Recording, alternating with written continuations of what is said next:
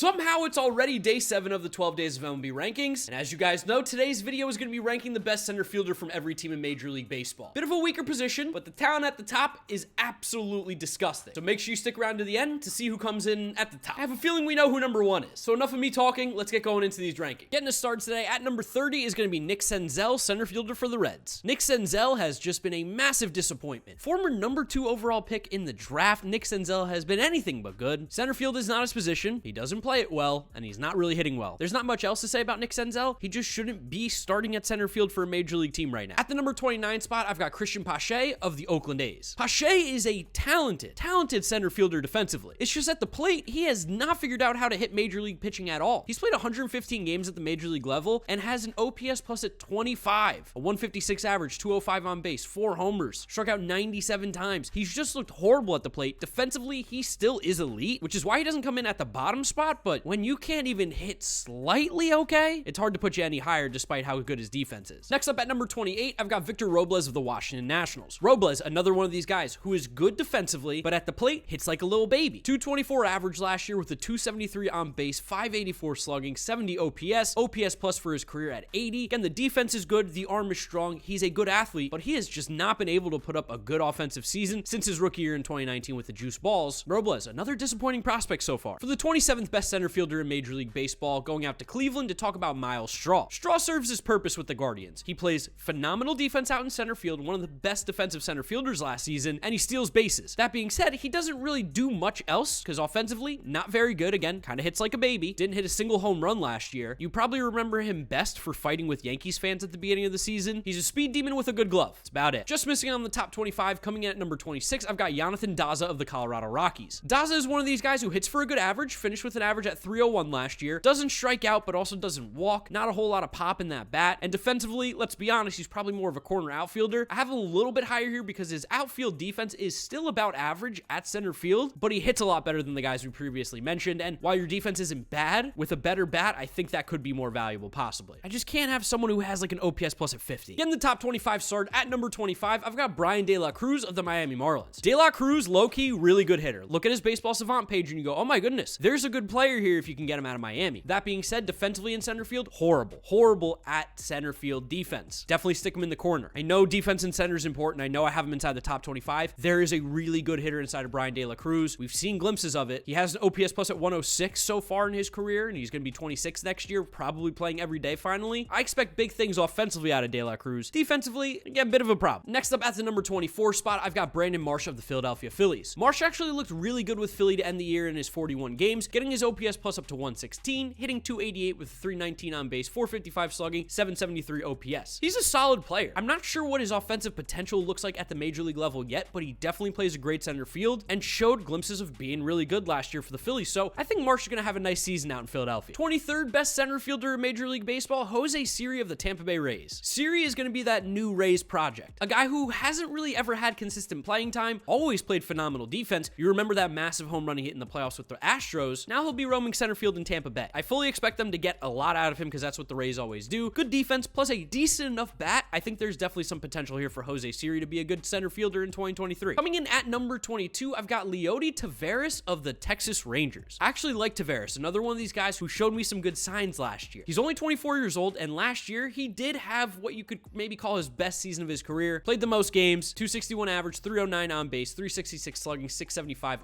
OPS plus at 93. Again, good defense, all around solid players, got some speed, and showed a little bit of pop in his bat, a little bit. I feel like you're starting to understand the theme of guys outside the top 20. Just missing out on the top 20, at number 21, I've got Garrett Mitchell of the Milwaukee Brewers. I think Garrett Mitchell could be one of the biggest risers we have in this list next year. First round pick out of the University of Oregon back in 2020, came up and made his rookie debut last season to some decent success, albeit small sample. In 60 plate appearances, he had 2 homers, 3 doubles, 9 RBIs, and stole 8 bases, hitting 311 with a 373 on base, 459 slugging, 832 OPS. He hit throughout the minors, was always getting on base, great athlete, good story too, type 1 diabetic. I really like Garrett Mitchell. He plays great center field. I think he could be a sneaky good player in 23. Getting the top 20 started at the number 20 spot, I've got Cody Bellinger of the Chicago Cubs. Boy, does that feel weird to say. Now, I know he's hit awful the last few years. Terrible. Still has home run power, still shows that potential, and he does play some of the best center field defense we see in baseball. Maybe I'm holding on to the pipe dream that Cody Bellinger can return to his MVP form like we saw in 2019, but even if he's like half of that, he's probably one of the 10 best center fielders in the game. So I feel like, honestly, while I might be a little aggressive putting him inside the top 20, he has the ability to be a top 10 center fielder. I just can't put him much lower. He is too talented to be this bad. I'll keep saying it until the end of time. I also think a change of scenery in Chicago is really going to do him good. For the 19th best center fielder in Major League Baseball, let's go to Boston to talk about Enrique Hernandez. The reason I'm not saying his nickname is because on YouTube I got demonetized, so we will just keep calling him Enrique from now on. Enrique had a really bad year in 2022, one you want to forget about. Looked great in 21. You find it in between, and you're looking at a guy who gives you some good defense out in center field with about an average bat. The Red Sox lineup's going to be really bad, so I'm not sure how he'll fare next year, but I do think Enrique is a top 20 center fielder. Next up at number 18, I've got Klay Thompson's brother, Trace Thompson of the Los Angeles Dodgers. Thompson looks to be the center fielder right now for the Dodgers going into the season, and for good reason. He played really well last year in 74 games with the Dodgers. 13 homers, 14 doubles, 39 RBIs with a 268 average, 364 on base, 537 slugging, 901 OPS. Plays fine defense in center, nothing spectacular, but not bad. We've seen him hit well before. The Dodgers just do this with players. The fountain of youth. They go to Los Angeles and they get good. Trace Thompson looks like he could be another one of those guys. Next up at number 17, I've got Mike Yastrzemski of the San Francisco Giants. Yastrzemski definitely had a down year, and the offensive production has cooled off every single year since 2020, but he was still a decent enough player. About league average at the plate. He still walks a decent amount, still has some pop in that bat. 17 homers, 31 doubles with 57 RBIs. I expect as the Giants get better, his numbers will improve. A little more protection in the lineup. Still plays a good center field. Had to bump him down a little bit, but Yastrzemski's still a solid player. For the 16th best center fielder, I've got Dylan Carlson of the St. Louis Cardinals. I'm still holding out on Carlson. There's a really, really good player somewhere. He does play good center field. I don't know if that's the best position for him, but he does play it well. Last year, though, concerning how few home runs he hit, only 8 home runs in 128 games. Still had that extra base hit power, though, with 30 doubles for the second year in a row. Like I said, plays decent defense and was a slightly above league average hitter. He's only 24 years old. I think it'd be crazy to throw away Dylan Carlson right now, but I do think Cardinals fans are looking for him to have that breakout season, and 2023 could be that. Dylan Carlson is good. Getting the top 15 started at the number 15 spot, I've got Michael A. Taylor of the Kansas City Royals. I never thought I'd put Michael A. Taylor this high, but last year he actually swung the bat decently well. Now, none of the numbers are going to sound great. 9 homers, 10 doubles, 43 RBIs, 254 average with a 313 on base, 357 slugging, 670 OPS, but with the offense at his position, playing in Kansas City, he was actually decent, just a little bit below average, and he is one of the best defensive center fielders in the game, so that gets him inside the top 15. Coming in at number 14, Kevin Kiermaier, now of the Toronto Blue Jays. Kiermaier has always been praised for his defense. He's always been a stud out there. The guy covers more ground than water does the earth. He's fascinating to watch play center field. Now at the plate, has swung a bit of a pool noodle, but there have been signs that Kevin Kiermaier is healthier, playing better, and he's been talking a big game in Toronto, saying that he's going to be able to bounce back and start swinging it a lot better. I think Kiermaier is an all-around good player. I'm not sold that the bat will be good, but even if it's close to league average like it's been the last few years with how good he is defensively, tons of value there, especially in a lineup that's loaded like the Blue Jays. Let's head out to San Diego for the 13th best center fielder in baseball, Trent Grisham. Grisham quietly had a bad, good year. Won a Gold Glove in center field, was disgusting out there defensively. He's always been good out in the outfield, but the bat definitely has gone down since his breakout performance in 2020 where he had an OPS plus at 123. But he still had 17 homers, 16 doubles, still gets on base. The strikeouts were crazy high, but you started to see him figure it out a little bit in the postseason. I think Trent Grisham's an all-around good player, probably will never be one of the best center fielders, honestly, but with that defense and the ability to get on base with some pop, he'll always hang around this top 10 area. At number 12, New York Yankees center fielder Harrison Bader. Bader was a sneaky good pickup by the Yankees. Now, I can't give him the top 10 just yet because he did not look great offensively last year in the 86 games. It was a little bit off, a little bit concerning coming off of injury, but in the postseason, he was amazing. So there's definitely a world where Harrison Bader plays like a top 10 center fielder in 2023. I wouldn't be surprised. Defensively, he's awesome. That hasn't changed. It's just what can he do with the bat? If he swings it like he did in the postseason, though, yeah, the Yankees are going to be really happy. Just missing on the top 10, coming in at number 11, sneaky good center fielder, Chas McCormick. Now, McCormick doesn't get a lot of press because he's a little bit boring. He's a little bit older. He platoons sometimes in center field out in Houston, but McCormick's been good the last few years. Every year, you're locked in for about 114, 115 games with 14 homers, 12 doubles, 47 RBIs, hitting 250 with a 326 on base, 425 slugging, 751 OPS, and an OPS plus at 109. Above average defensively, above average offense, with a really good glove in center field. Like, Chas McCormick is sneaky, almost a top 10 center fielder. It's just because he's boring and his name is Chaz. Getting the top 10 started at number 10, I definitely have my most bold pick here. That's going to be Riley Green. Riley Green is someone who has had a ton of hype around him the last few years. We finally saw him reach the majors in his 21-year-old season last year. 93 games, 5 homers, 18 doubles, 4 triples, and 42 RBIs. Hitting 253 with a 321 on base, 362 slugging, 682 OPS, OPS plus at 99. As a 21-year-old rookie in Detroit in a horrible lineup, really impressed with how he plays, and I think next year, considering he should have the center field position locked down, I think you can expect a great year out of Riley Green. Sick athlete, will cover a lot of ground, and the bat is definitely there. He's got some pop, and Detroit definitely plays more favorable to left-handed hitters than righties. At the number 9 spot, I have one of the coolest players in Major League Baseball, and that's Dalton Varsho. Varsho can catch and play center field. Oh, and in the minors, he also played shortstop at times. He is one of the most talented Major League Baseball players we've seen, and he played really well in Arizona last year. Finally got a full-time chance at playing. 151 games, 27 homers, 23 doubles, 74 RBIs, stole 16 bases, hitting .235 with a .302 on base, .443 slugging, .745 OPS plus at 109. He's someone who, with another good year, could be a top 5 caliber center fielder. His value to a baseball team's insane. You don't find someone who plays elite center field and is also a good catcher. For the 8th best center fielder in Major League Baseball, let's head out to Baltimore to talk about Cedric Mullins. Now, Mullins did have a down year after a career season in 2021, but he was still very good. Obviously, defensively, very strong in center field, and at the plate, 16 homers, 32 doubles, 4 triples with 64 RBIs, stole 34 bases, which is awesome, .258 average, .318 on base, .403 slugging, .721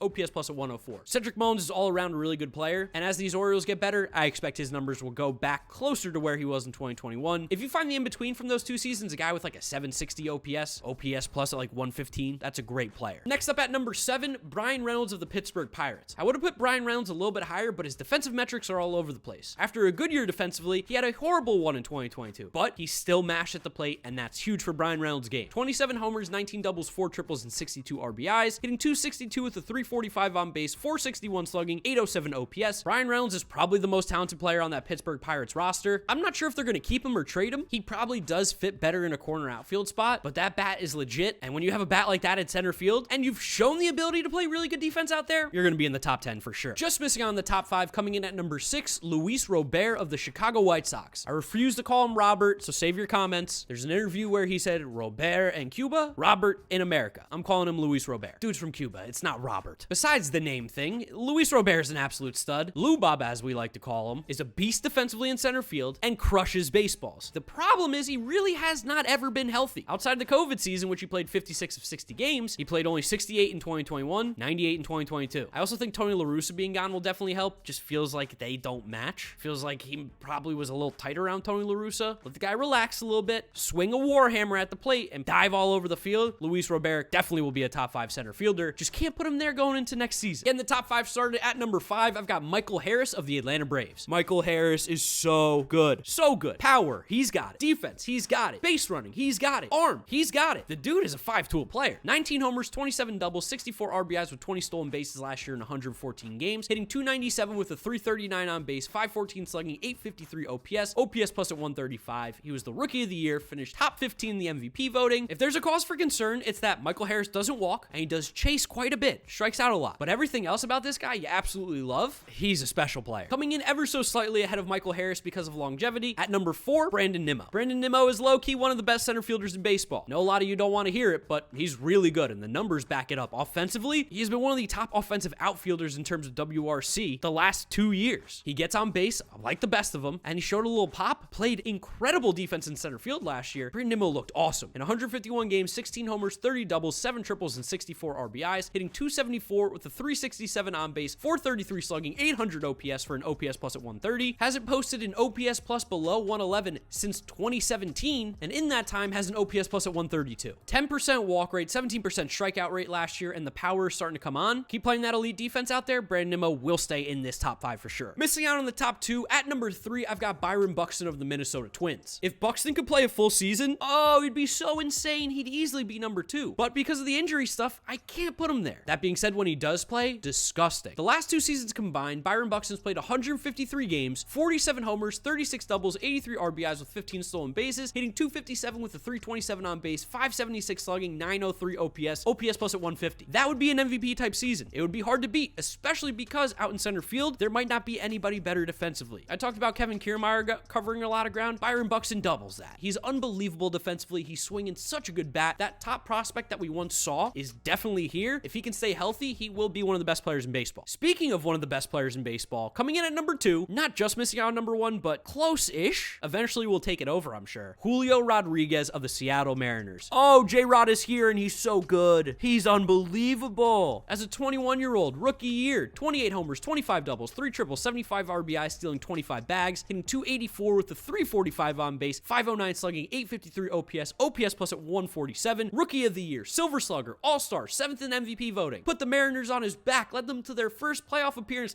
in 20 years. And he plays phenomenal defense in center field. He's only 22. He's built like a friggin' moose. He's one of the most talented players at a young age that I've ever seen. If you're not on the J-Rod hype train, where are you at? You stupid? Are you dumb? Are you blind? Do you hate fun? You hate good players? J-Rod is unbelievable. This guy's gonna win multiple MVPs in his career. Which leads us to number one, which of course, you know who it's gonna be. The guy who's been number one forever, Mike Trout of the Los Angeles Angels. Now, I know there's the real injury concern with Mike Trout, and I completely share that sentiment. The injury-prone tag is definitely attached to Trout now. But even still, in 119 games last year, he hit 40 homers, 28 doubles, and 2 triples. He had 70 extra base hits in 119 games. 283 average, 369 on base, 630 slugging with a 999 OPS plus at 178. He only played in 119 games on a horrible team and finished 8th in the MVP voting. Still won a Silver Slugger. I mean, you guys know how good Mike Trout is. I don't need to say too much. His defense even improved in center field again. This is a guy who, for his career, 162 game average, 40 homers, 35 doubles, 100 RBIs, and 1,000 OPS over his career. Dude's possibly the greatest player we've ever seen play, and when it's all said and done, most likely will be as long as he stays healthy. Can the Angels please make the playoffs for this guy, though? Please. I want to see him play on the big stage, because Mike Trout is by far the number one player in center field in Major League Baseball. What do you guys think? Do you agree or disagree with me on my center field rankings? Let me know in the comment section below. Drop a like on the video if you did enjoy it. Really does help support the channel, as well as subscribe so you don't miss out on any of the content coming at you. Follow me on all my social media at GiraffeNeckMarc. Links are in the description. Thank you so much for watching, guys. You know the drill from here on out. This video went up yesterday. This is ranking the best left fielder from every team in Major League Baseball, and this is a playlist linking you to the 12 days of MLB rankings for this year in case you missed any. Thank you for the amazing support. Thank you for watching, and I'll see you tomorrow for the right field rankings. Bye.